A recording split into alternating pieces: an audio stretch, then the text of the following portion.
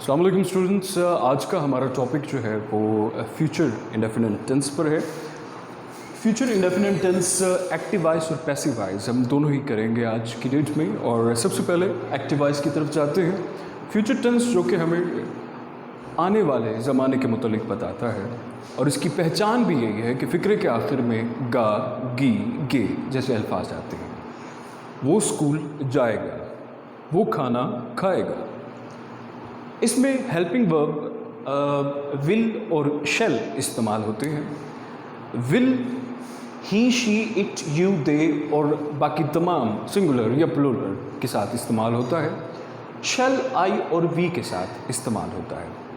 यहाँ पर एक सिचुएशन है कि जब आपने जुमले के अंदर थोड़ा सा एम्फसाइज करना हो, असर देना हो, ज़ोर देना हो, तब आप इनकी कंडीशन को स्वाइप कर लेते हैं। अगर जुमले में ज़ोर हो, कोई डिटर्मिनेशन हो, तो उसके बाद हम विल को आई और वी के साथ लगाएंगे और शेल को ही, शी, इट, यू, दे और बाकी सभी सिंगुलर या प्लूरल अल्फाज के साथ इस्तेमाल करेंगे। इसमें मेन वर्ब की फर्स्ट फॉर्म इस्तेमाल होती है। इसके स्ट्रक्चर देख लें। सिंपल सेंटेंस में सबसे पहले सब्जेक्ट, उसके बाद हेल्पिंग वर्ब, उसके बाद फर्स्ट फॉर्म और उसके बाद ऑब्जेक्ट आता है। मिसाल के तौर पर अगर हम ये वाला जुमला ले रहे हैं कि वो स्कूल जाएगा, तो उसका सिंपल कौन सा बनेगा? He will go to school. इसी तरह जब हमने इसे नेगेटिव में कन्वर्ट करना है, तब हम सब्जेक्ट, हेल्पिंग वर्ब और फर्स्ट फॉर्म के दरमियान में नोट लगाएंगे और उसके बाद first form and then object. He will not go to school. यहाँ पर एक चीज़ का ध्यान रखना है कि जब भी हम फ्यूचर टेंस की बात करते हैं तो यूजुअली हमने ये देखा था कि ही, शी के साथ जो भी सिंगुलर अल्फाज हो, तब हम फर्स्ट फॉर्म लगाने के साथ साथ एस या ई एस का इजाफा कर देते होते थे।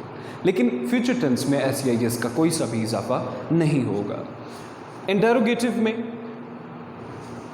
हेल्पिंग वर्ब सबसे पहले आ जाएगा, उसके बाद सब्जेक्ट, फिर फर्स्ट फॉर्म, फिर object. Will he go to school. उसी तरह ये आपके एक्टिव वॉइस फ्यूचर टेंस का स्ट्रक्चर है, जो कि बहुत ही ईजी है। इसके बाद पैसिव वॉइस की जानिब आते हैं कि जो फ्यूचर टेंस पैसिव वॉइस में जब हम लिखेंगे तो वो दो तरह के होते हैं। पैसिव वॉइस एक वो होते हैं कि जो सेंटेंसेस की सूरत में आपके पास होते हैं, उर्दू के सेंटेंसेस होते हैं जिन्हें आपने पैसिव वॉइस में ही इंग्लिश में लिखना होता है, और दूसरे जो हैं वो एक्टिव वॉइस के सेंटेंसेस होते हैं जिन्हें आपने पैसिव वॉइस में कन्वर्ट करना होता है। पैसिव वॉइस में हेल्पिंग वर्ब विल बी और शेल बी का इस्तेमाल करते हैं। मेन वर्ब की जो है हम थर्ड फॉर्म इस्तेमाल करते हैं। इन जुमलों को देखेंगे तो आपको बिल्कुल समझ आएगा कि ये क्या कहना चाह रहा है। ये मैच खेला जाएगा, ये पैसिव वॉइस का sentence. This match will be played. इनामात कब तकसीम किए जाएंगे? When will prizes be distributed. Majid को मुलाजमत से बरतरफ नहीं किया जाएगा। Majid will not be dismissed from service. यहाँ पर आप एक चीज़ का अंदाज़ा लगा रहे होंगे कि स्ट्रक्चर सेम ही रहता है, बस पैसिव वॉइस में पैसिव वॉइस की रिक्वायरमेंट के मुताबिक सब्जेक्ट ऑब्जेक्ट की जगह चला जाता है और ऑब्जेक्ट सब्जेक्ट की जानिब आ जाता है। जब इस तरह के सेंटेंसेस मिलेंगे जहाँ पर सब्जेक्ट और ऑब्जेक्ट एक ही होगा, तो जाहिर सी बात है वहाँ पर हमें ऑब्जेक्ट लगाने की ज़रूरत नहीं होगी, क्योंकि सब्जेक्ट ऑब्जेक्ट दरअसल सब्जेक्ट ही होता है।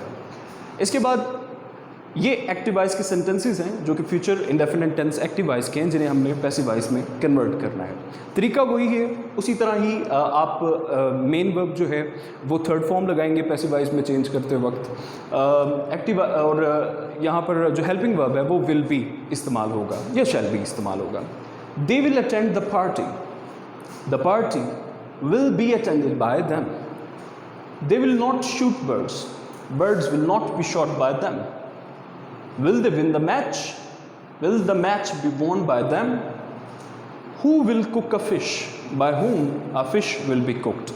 Only who का sentences ऐसा होता है कि जिसको convert करते वक्त आप by whom सबसे पहले लगाते हैं।